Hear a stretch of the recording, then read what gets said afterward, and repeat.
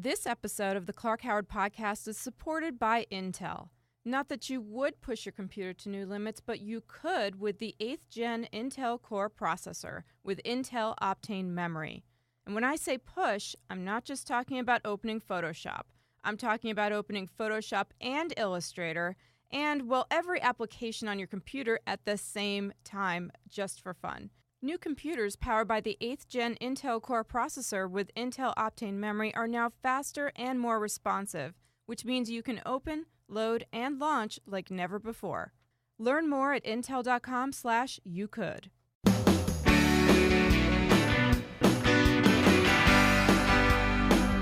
Thanks for taking time out of your day to join us here on the Clark Howard Show, where it's all about you and that wallet of yours. I want you to learn ideas from me so you can keep more of what you make. And you can follow me at facebook.com/Clark Howard. Coming up later in today's Clarkrageous Moment, I can't believe I'm going to tell this to you. There are now reports that other banks other than Wells Fargo were involved in opening fake accounts. And I'm going to tell you what you need to know. And later, new report out on the best supermarkets in the country. It's my belief that the quality of supermarkets is on a steady uptick around the country, but there are those that shine with a really bright light on them and how they serve you. And I'm going to share that list with you later this hour. I want to talk right now about something involving your credit report that you cannot imagine would be related to the cost of purchasing an item. But this is a stunner. There are now more and more insurers, according to an industry survey, that are using your credit report or score or a combination of the two to set your life insurance rates. So insurers believe, this is from somebody with the industry, said credit data, I'm just going to read you the quote. Credit data overall isn't as important as family health history, but it appears to be a good predictor of good health and longevity. Really? So one more place where making a late payment to Visa or having a medical bill you didn't know about show up on your report affecting your life and how you're charged for life insurance, this is completely Clarkrageous. This is not a Clarkrageous segment. I got to tell you, that is Clarkrageous. But what it's leading to is distortion in the marketplace. States that had laws that prevented insurers from using credit to set set rates for auto insurance never occurred to them that they needed to have a provision preventing that for life insurance, according to NerdWallet. And so this is something that insurers can do around the country. And here's what it means to you. First, when you buy life insurance, I want you to look at the kind that really probably 99% of the time is what you should be looking at. And that is level term life insurance, where you buy a life insurance policy that only pays in the event of your death, no weird savings accounts or crazy kooky investments tied in with it. It just pays your survivors in the event you die. And truth is, most people who need it don't have it. You know, that they could leave a spouse or significant other high and dry, kids in a lurch if you don't have it. So we don't like dealing with life insurance. It's just something people don't like looking at, shopping for, and all that. So it's easy as could be now buying these level term policies online. I have a guide to doing that on Clark.com.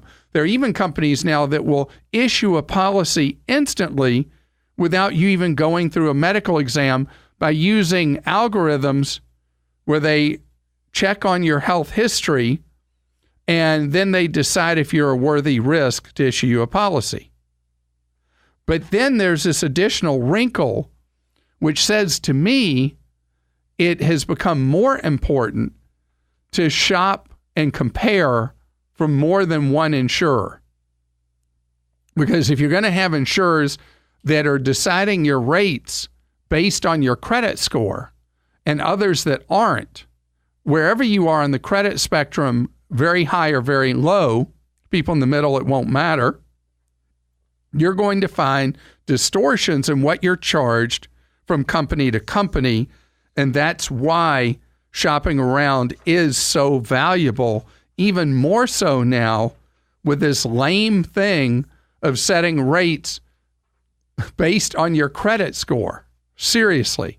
Oh, well, somebody has a credit score of 682, so they're just not going to live as long. Right? Wrong. Wendy is with us on the Clark Howard Show. Hello, Wendy. How you doing? Hey, Clark. How are you today? Great. Thank you, Wendy. How can I serve you? Well, first of all, thank you so much for what you do for everyone. And I know myself and many other people really appreciate you. Thank you, Wendy. So what I wanted to ask you today was concerning small investments in companies that I'm interested in that have a positive impact on society and our environment, and how to go about that. I have not invested anything in the stock market before, and I'm not interested in going through a broker. And it would be for a very small amount, and I have not researched it all that much because it's something that I don't really want to spend a lot of time on. I just want to put a little bit of money somewhere and then just leave it, because I really feel that certain companies are going to make a big impact in the future. So you're interested, there are particular companies that you believe in that have as their corporate mission that they're doing things in a way that you want to see them done, that they both Correct. make money and do so in what's referred to as a socially responsible way. Correct. So you can buy individual stocks in very small amounts and support those individual companies with an app you download to your phone called Robinhood. Oh, really? Okay. And Robinhood is free to buy stocks in individual companies. And Okay. it's just a simple download to an iPhone or an Android. You set up an account with them and you buy those stocks. Oh, and it's as simple as that. As simple as that. You also have the alternative where you can buy a socially responsible fund where the fund manager looks at companies, makes sure they meet their criteria for what would be a socially responsible company. And you can buy a fund of all in one purchase of many different companies that meet the criteria that has been established for that fund as what makes the cut as being socially responsible. Because different people categorize socially responsible different ways. Correct. Yes. And how do you go about that then if someone's interested in doing? Well, you said you don't like brokers, but Charles Schwab has a list of socially conscious funds. And you can look through and see what criteria they use, what they cost to invest in, and see if there's one that you might like there. If you want to avoid even looking at a brokerage site, you can go to Investopedia. Investopedia, okay. And they have a list of socially responsible mutual funds. Okay, so Investopedia, Charles Schwab, and then Robinhood app. Yeah, and so with the Robinhood, you can actually buy a number of funds or individual stocks on Robinhood. Oh, that's great. Okay. Okay. And one other thing is there's a website called Swell, S-W-E-L-L, investing.com.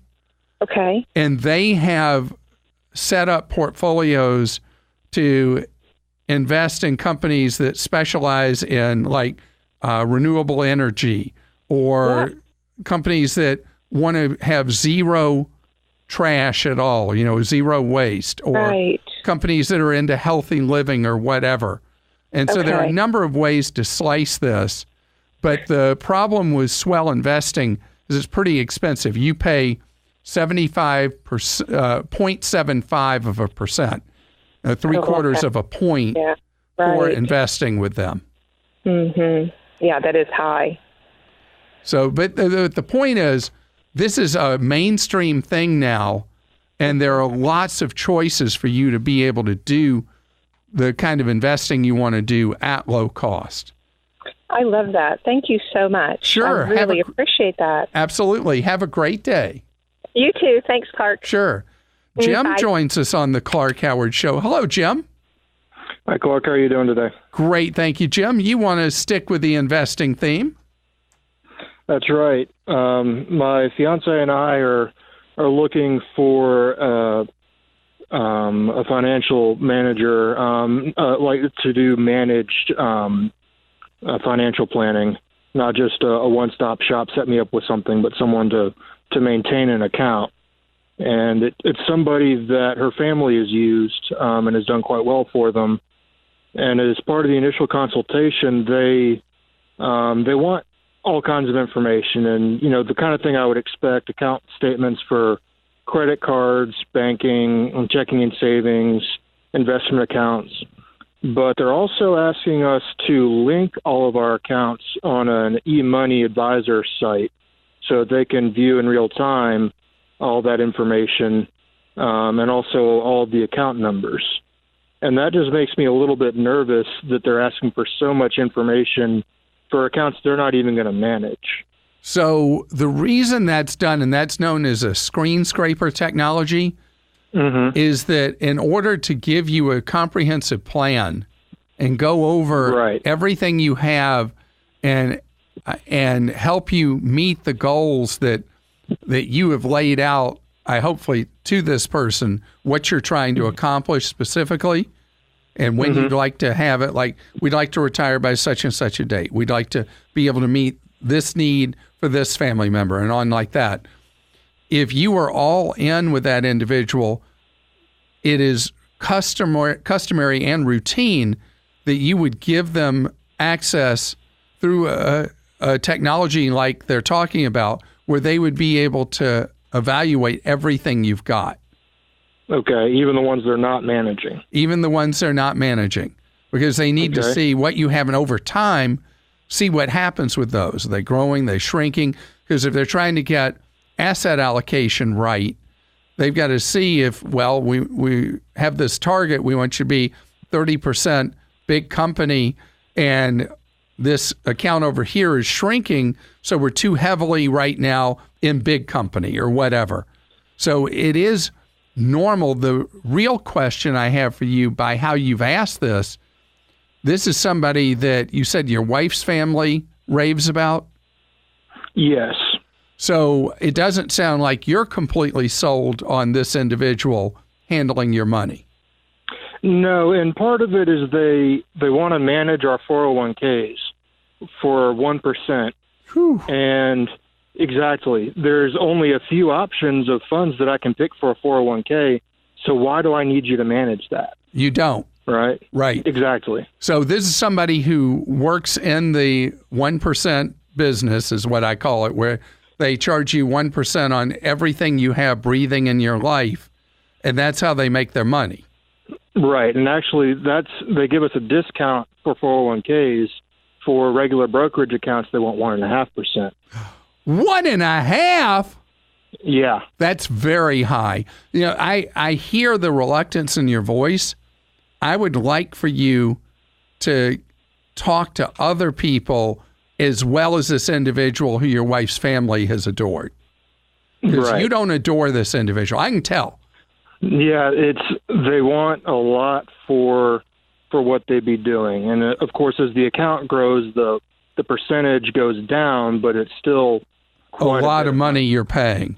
All right. What I would recommend to you, if you do want somebody's guidance and advice and direction, I would like you to go to the NAPFA website, National Association of Personal Financial Advisors, NAPPOLFA.org. Find some people near you. Since you already have this one person, find 4 others in your zip code area. Talk to them. Meet with the ones that most intrigue you and figure out who you really want handling your money, and make sure whoever it is signs a fiduciary pledge to you that they will always and only do what's in your best interests.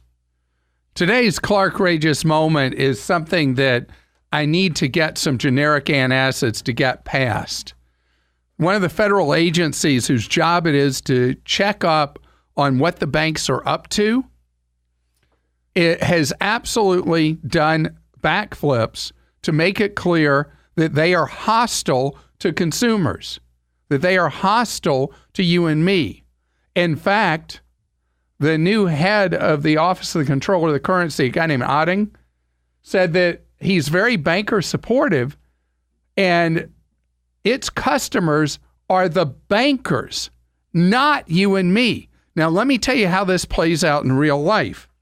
In an audit of a couple of dozen banks, the Comptroller of the Currency found that fake accounts were being opened at banks other than Wells Fargo, not in the numbers that were open at Wells Fargo, but they will not disclose the banks. Now, come on.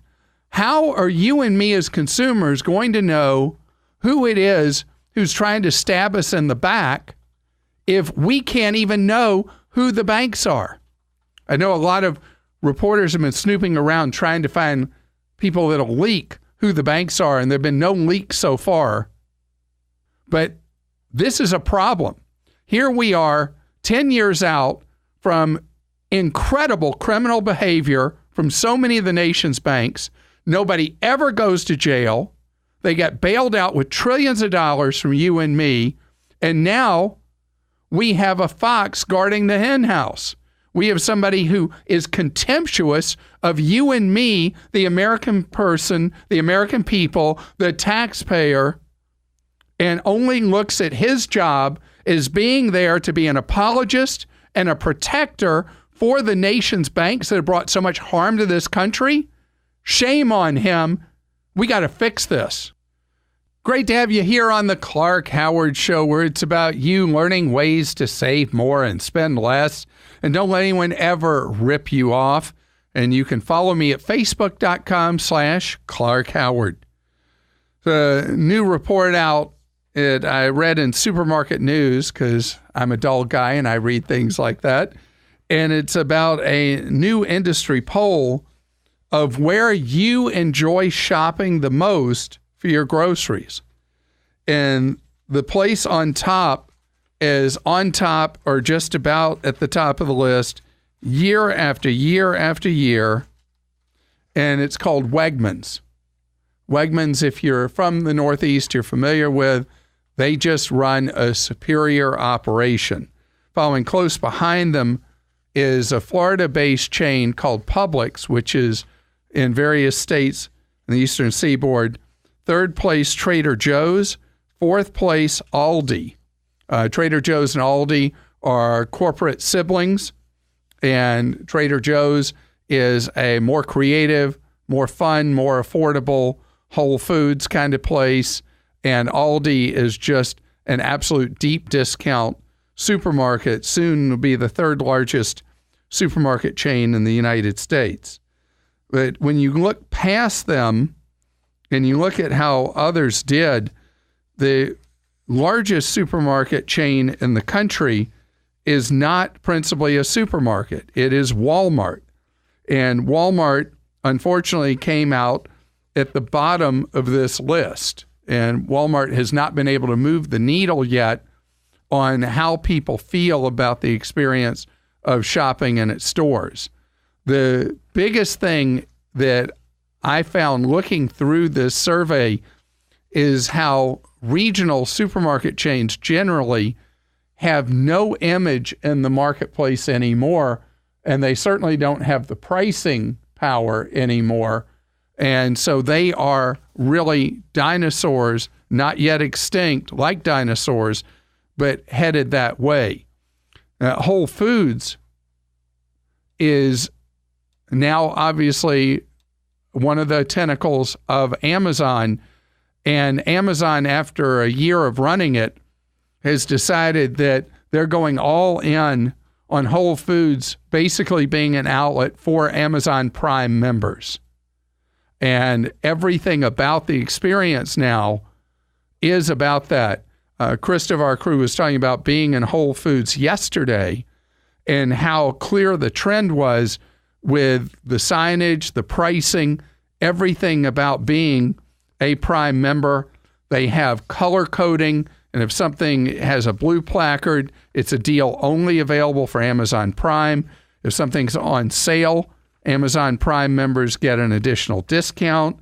And if you get the Amazon Visa card, you get an additional 5% discount on your whole order. Almost all the shopping done in Whole Foods now is done by people that are Amazon Prime members. And Amazon is using it as the delivery outlet for free delivery of groceries. And they just added a whole bunch of cities in an announcement I saw last week of all the cities where it's available. So Whole Foods is transitioning from being a supermarket geared towards people that really want an elegant shopping experience, or people who are looking for things that are organic, to now being part of the Amazon infrastructure and Amazon ecosystem. And that's really who it's for. If you're not a Prime member, gosh, I don't know why you'd go there. And JR is with us on the Clark Howard Show. Hello, JR. How you doing? Doing great, Clark. How are you today? Good, thank you. You have a complicated thing to throw my way. Yes, I do. What's that? We have recently, in our HOA, we recently elected a new board of directors, and one of the issues that we want to tackle is our completely outdated covenants and restrictions and bylaws. Are you a mandatory homeowners association or voluntary? Voluntary. Oh, so you have like some common area that you take care of the landscaping, and you have swim, tennis. We have common area, and we have a pond, and that's really all the amenities that we have. Okay.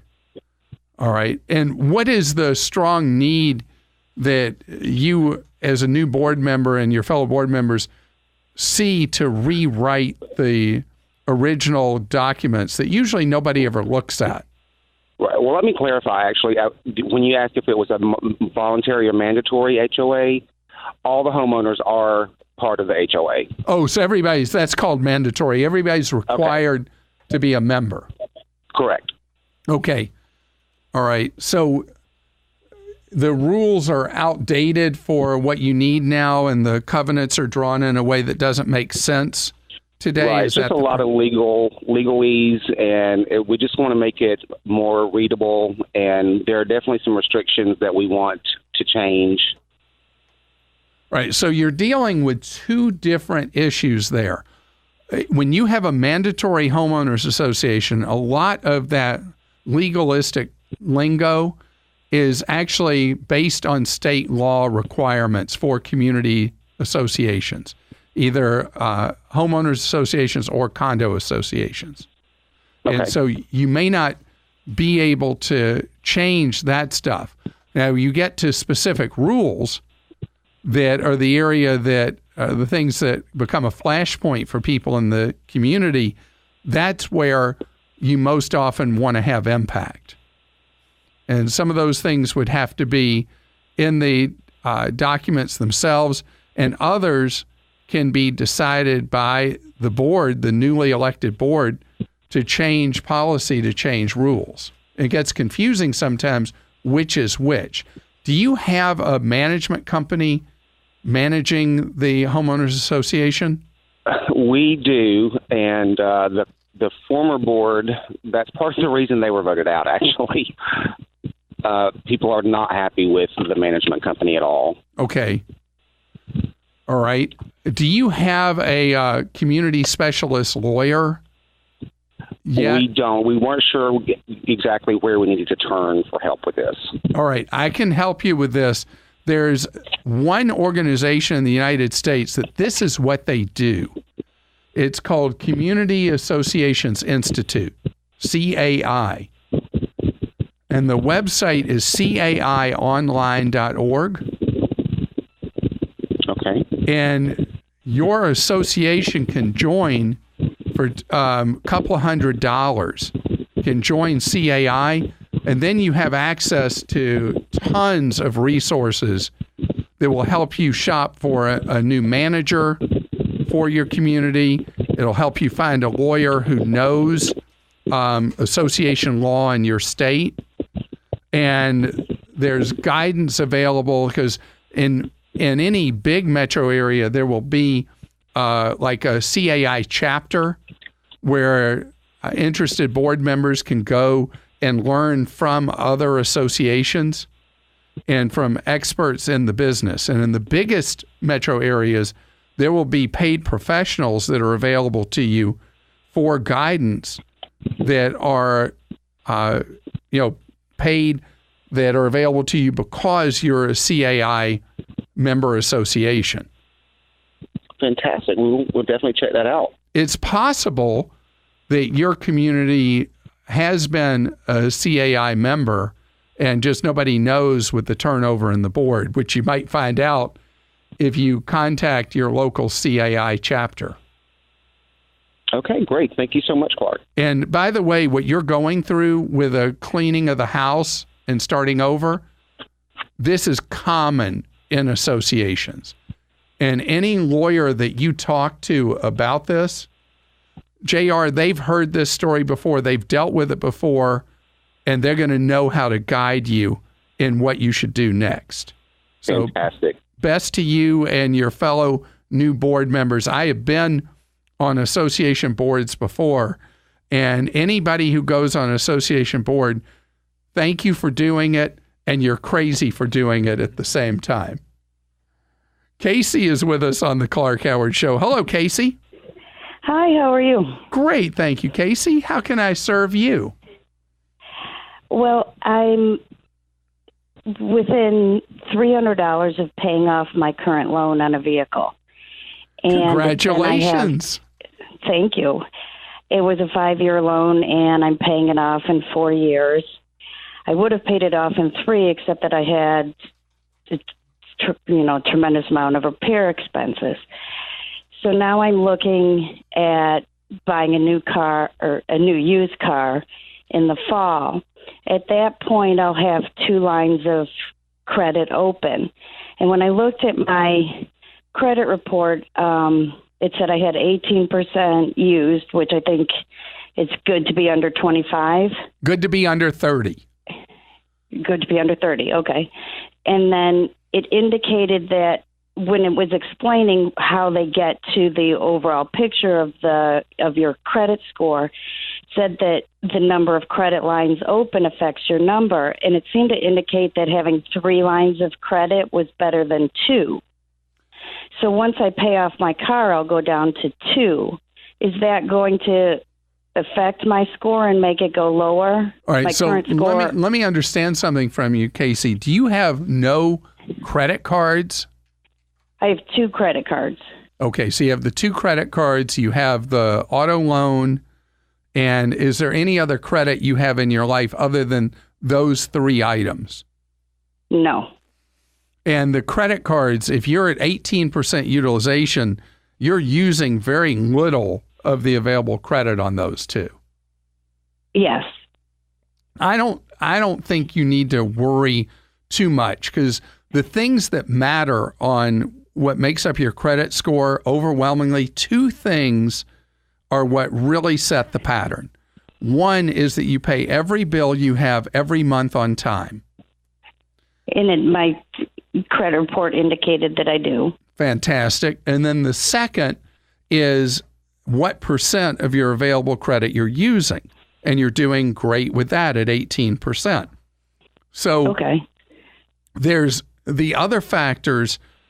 each are so small in and of themselves that I don't think you need to particularly worry. If you want to try to give your score a little bit of a booster, if you were to get down from 18% utilization to under 10, that would give a little bit of a booster to your score. But you're probably already somewhere, you in the upper 700s for your score?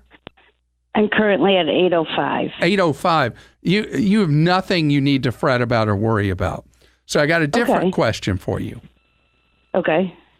The car has caused you a little bit of aggravation with having to do repairs. But yes, the car is only going to be 4 years old when you pay it off, right? No, it was a used car, and so it's from 2006. Oh, okay. Yeah, so it's fine. You pay it off, dump it. And when you look at used cars, I don't know how old a used car you want to look at, but there's a real sweet spot in the market right now for vehicles that are 3 to 4 years old. 3 to 4, okay. And then using your website, I was able to find information that it's best to look in the fall for prices because they have a bigger selection.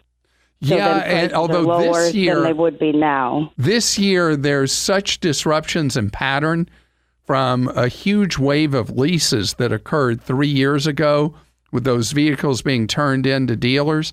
I wouldn't worry as much about the calendar, and I would worry more about getting a reliable used car. And yeah, because last year I spent $3,000 on repair. Right, understood. If I didn't have that expense, the car would have been paid off last year. Well, that's why I'd love for you to either go to the library or buy access to Consumer Reports. And they've just put out their newest data on the most reliable used cars to buy. And I think that's a good place to start so that you have a list of what are the ones that maybe 2013, 2014, 2015 model year vehicles that have proven to be very reliable, and stick with those as you search. And you can find one at a price point you're comfortable with and get a vehicle that you improve the odds it'll treat you well on the road. And I have an updated guide on Clark.com to how to buy a used vehicle and the steps I want you to go through step by step. Please take a chance to look at that in addition to looking at Consumer Reports. Jason joins us on the Clark Howard Show. Jason, you got one of those red light tickets, huh?